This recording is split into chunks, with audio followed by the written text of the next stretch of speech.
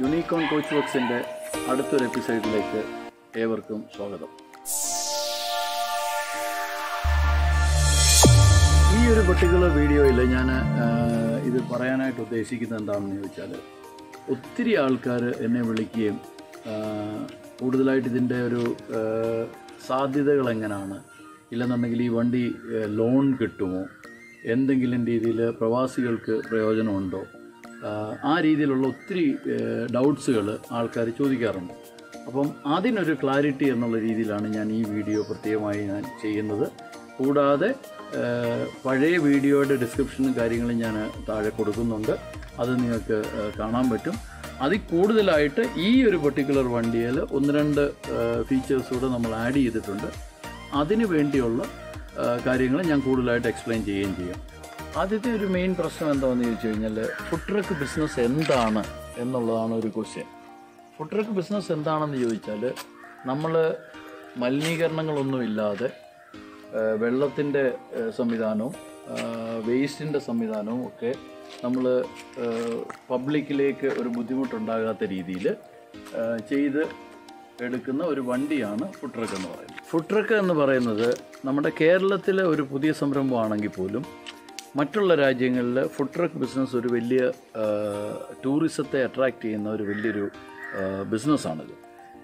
ചെറിയ രീതിയിൽ നമുക്ക് തുടങ്ങാനും നമുക്ക് എവിടെ വേണമെന്നുണ്ടെങ്കിലും, കേരളത്തിൽ എവിടെ വേണമെന്നുണ്ടെങ്കിലും ഈ വണ്ടി കൊണ്ടുപോയി വെച്ച് നമ്മളുണ്ടാക്കുന്ന ഭക്ഷണം, നമ്മൾ വീട്ടിലുണ്ടാക്കുന്നതായാലും വണ്ടിയിലുണ്ടാക്കുന്നതായാലും ആ ഭക്ഷണം നമുക്ക് കച്ചവടം നടത്താനായിട്ട് പറ്റും.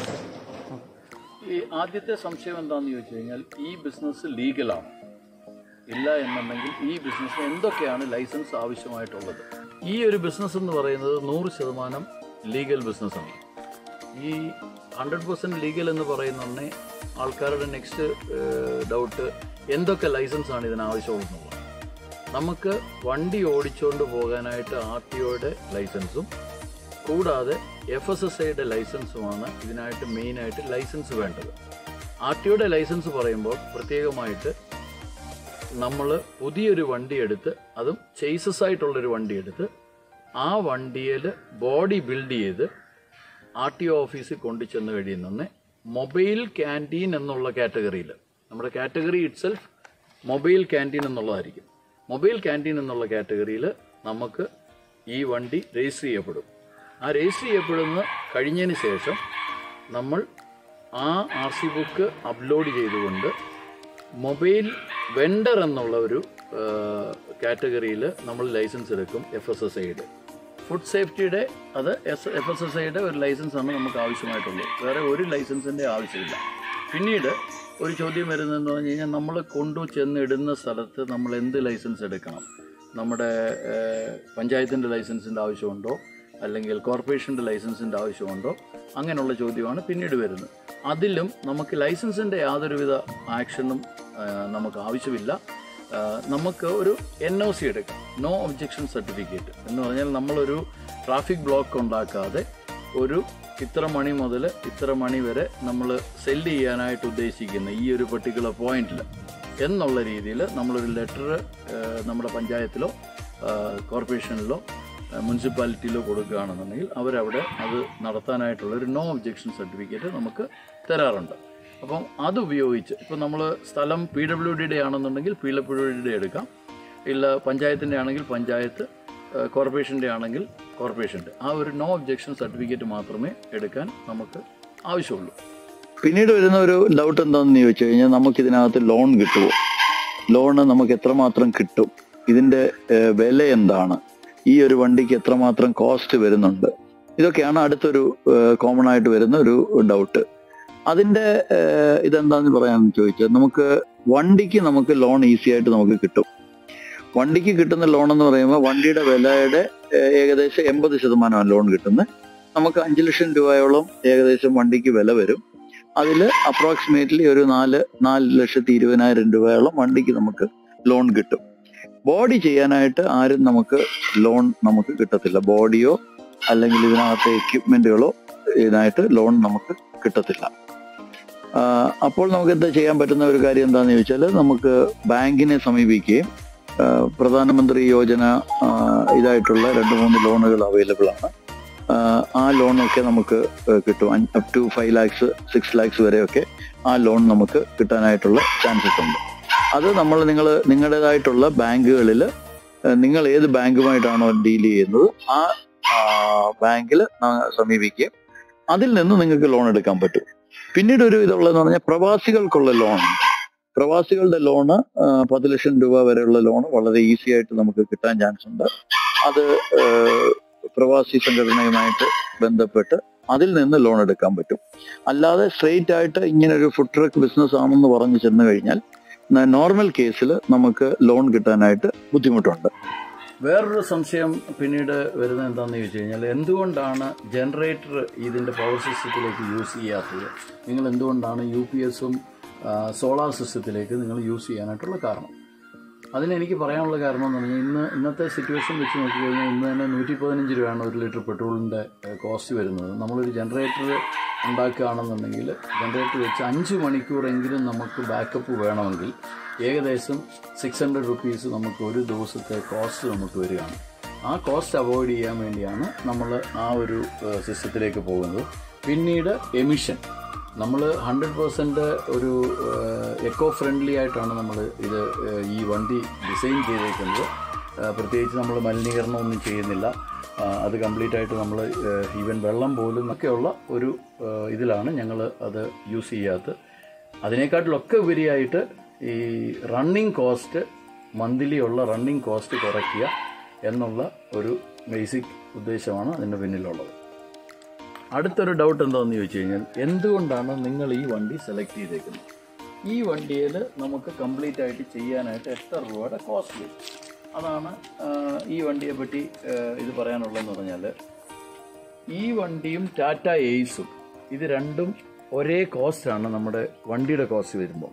പക്ഷേങ്കിൽ ടാറ്റ എയ്സ് 800cc ആണ്, ഇത് 1200cc ആണ്. കുറച്ചുകൂടെ പിക്കപ്പും ലോഡ് ക്യാരിയിങ് കപ്പാസിറ്റിയും ഉള്ളതുകൊണ്ടാണ് നമ്മൾ ഈ വണ്ടി സെലക്ട് ചെയ്യാനായിട്ടുള്ള കാരണം. അത് നമ്മുടെ പ്രത്യേകിച്ച് നമ്മുടെ നാട്ടിൻ പ്രദേശത്തൊക്കെയുള്ള കയറ്റവും ഇറക്കവും ഒക്കെ വളരെ ഭംഗിയായിട്ട് കയറുകയും ഇത് ആ ലോഡ് എടുത്ത് പോകാനായിട്ടുള്ള ഒരു കപ്പാസിറ്റി ഈ വണ്ടിക്കുള്ളത് കൊണ്ടാണ് നമ്മളത് ചെയ്തേക്കുന്നത്. ഐസ്ക്രീമോ ഇല്ലെന്നുണ്ടെങ്കിൽ ഫ്രോസൺ ഐറ്റംസ് എന്തെങ്കിലും വെക്കണമെന്നുണ്ടെങ്കിൽ വെക്കാം. 100 ലിറ്ററിൻ്റെ ഒരു ഗ്ലൈക്കോൾ ഫ്രീസർ ഇതിനകത്തുണ്ട്.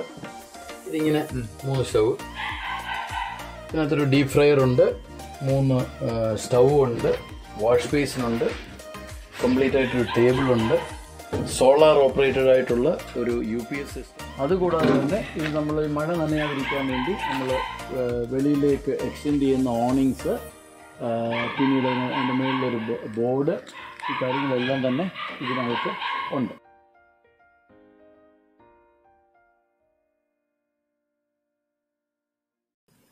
നമുക്ക് സെയിൽസ് ഒക്കെ നടത്താനായിട്ട് മഴക്കാലത്താണെങ്കിലും നമുക്ക് യൂസ് ചെയ്യത്തക്കോണമാണ് ഇത് എക്സ്റ്റെൻഡ് ചെയ്തേക്കുന്നത്. ഏകദേശം 10 അടിയോളം നമ്മൾ എക്സ്റ്റൻഷൻ ഉണ്ട്, 10 അടി വീതിയുണ്ട്. അപ്പോൾ ഏകദേശം 100 സ്ക്വയർ ഫീറ്റ് നമുക്ക് ഒരു ഷോപ്പ് എന്ന പോലെ ഉള്ള രീതിയിൽ നമുക്കൊരു ഇത് കിട്ടുകയാണ്. വേനൽക്കാലത്താണെങ്കിൽ വേനൽ ചൂടിൽ നിന്ന് അകലാനും മഴക്കാലത്ത് മഴയിൽ നിന്നും ഒരു ഇത് കിട്ടാനായിട്ട് നമുക്ക് കച്ചവടം നടത്താനായിട്ട് വണ്ടി കംപ്ലീറ്റ് കവർ ചെയ്യുന്ന രീതിയിൽ നമുക്കൊരു എക്സ്റ്റൻഷൻ നമുക്ക് ഇവിടെ കിട്ടുകയാണ്. അതോടുകൂടി തന്നെ ഇതിൻ്റെ മേളിൽ ഒരു ബോർഡ് ഫിക്സ് ചെയ്യാനായിട്ടുള്ളൊരു ഗ്രില്ലാണത്.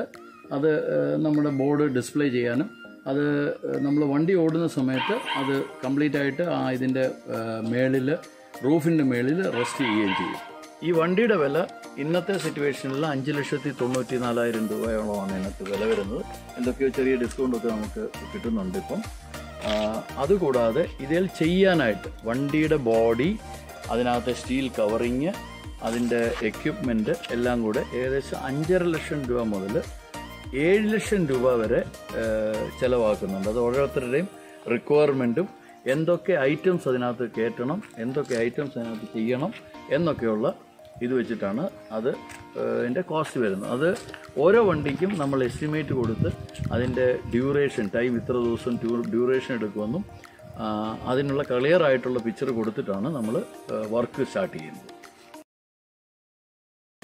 നമ്മൾ ഈ വണ്ടിയുടെ ആദ്യത്തെ വീഡിയോ ഇത്രയും നേരം നിങ്ങൾ കണ്ടത് ഇതിൻ്റെ ബ്രാൻഡിങ് ചെയ്യുന്നതിന് മുമ്പുള്ള വീഡിയോ ആണ് നിങ്ങളത് കണ്ടത്. ഇത് ബ്രാൻഡിങ് ചെയ്യുക എന്ന് പറഞ്ഞാൽ നമ്മൾ ഇതേലെ സ്റ്റിക്കറായിട്ട് ഇല്ലെങ്കിൽ എഴുതുന്നത്, നമ്മുടെ പേരെഴുതുന്നത്, ഇതെല്ലാം ബ്രാൻഡിങ്ങിൽ വരുന്നതാണ്. ഇതെല്ലാം മൂവിങ് അഡ്വർടൈസ്മെൻറ്റ് ചാർജസ് നമ്മൾ പേ ചെയ്യേണ്ടതായിട്ടുണ്ട് സർക്കാരിന്. അതിലേക്ക് നമ്മുടെ ചാർജസ് എങ്ങനെയാണ്, എല്ലാവർക്കും ഒരു ഡൗട്ടുള്ളത്, ഇതിനെങ്ങനെയാണ് ചാർജ് ചെയ്യുന്നത്, എത്ര രൂപയാകും, സ്റ്റിക്കർ ചെയ്യുന്നതിന് കുഴപ്പമുണ്ടോ, ഇങ്ങനെയൊക്കെയുള്ള ചോദ്യങ്ങൾ വരാറുള്ളത് കൊണ്ട് ഇതിൻ്റെ ഒരു സ്ക്വയർ സെൻറ്റിമീറ്ററിന് ഏകദേശമല്ല, ഒരു വർഷത്തേക്ക് നമുക്ക് 60 പൈസ എന്നുള്ള റേറ്റിലാണ് നമ്മൾ പേ ചെയ്യേണ്ടത്. അത് നമ്മൾ പെർമിഷൻ എടുത്ത്, രജിസ്ട്രേഷൻ കഴിഞ്ഞതിന് ശേഷം നമ്മൾ പെർമിഷൻ എടുത്ത് ബ്രാൻഡ് ചെയ്യാനായിട്ടുള്ള പെർമിഷൻ എടുത്തതിന് ശേഷം, ബ്രാൻഡിങ് ചെയ്തതിന് ശേഷം നമ്മൾ RTO കൊണ്ടുപോയി അവർ അളന്ന് ഇതിൻ്റെ കൃത്യമായിട്ടുള്ള ഫീസ് ചാർജ് ചെയ്യും.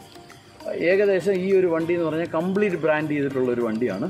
ഈ വണ്ടിക്ക് കംപ്ലീറ്റ് ഫുൾ 4 സൈഡും നമ്മൾ ബ്രാൻഡ് ചെയ്തിട്ടുണ്ട്. 4 സൈഡും ബ്രാൻഡ് ചെയ്യാനായിട്ട് നമ്മുടെ ഇതിൻ്റെ RTOയുടെ ചാർജസ് എന്ന് പറയുന്നത് അപ്രോക്സിമേറ്റ്ലി ഒരു 35,000 റുപ്പീസ് പെർ ഇയർ നമുക്കതിനകത്ത് ഫീസ് വരും. അതാണ് ഈ ബ്രാൻഡിങ്ങിനെ കുറിച്ച് എനിക്ക് പ്രത്യേകിച്ച് പറയാനുള്ള ഒരു കാര്യം. ഈ ഒരു വീഡിയോയിൽ ഫുഡ് ട്രക്കിനെ പറ്റിയുള്ള ഒരുമാതിരി സംശയങ്ങളെല്ലാം ഞാൻ കവർ ചെയ്തിട്ടുണ്ടെന്നാണ് എൻ്റെ വിശ്വാസം. കൂടുതലായിട്ട് എന്തെങ്കിലും നിങ്ങൾക്ക് അറിയണമെന്നുണ്ടെങ്കിൽ ഈ ഡിസ്ക്രിപ്ഷനിൽ കൊടുത്തിരിക്കുന്ന ഫോൺ നമ്പറിൽ വിളിക്കുകയോ അല്ല എന്നുണ്ടെങ്കിൽ നിങ്ങൾ കമൻറ്റ് ചെയ്യുകയോ ചെയ്താൽ ഞാനതിന് മറുപടി കൃത്യമായി തരുന്നതായിരിക്കും. കൂടുതൽ ഈ ബിസിനസ്സിലേക്ക് നിങ്ങളെല്ലാവരെയും ഞാൻ സ്വാഗതം ചെയ്യുന്നു.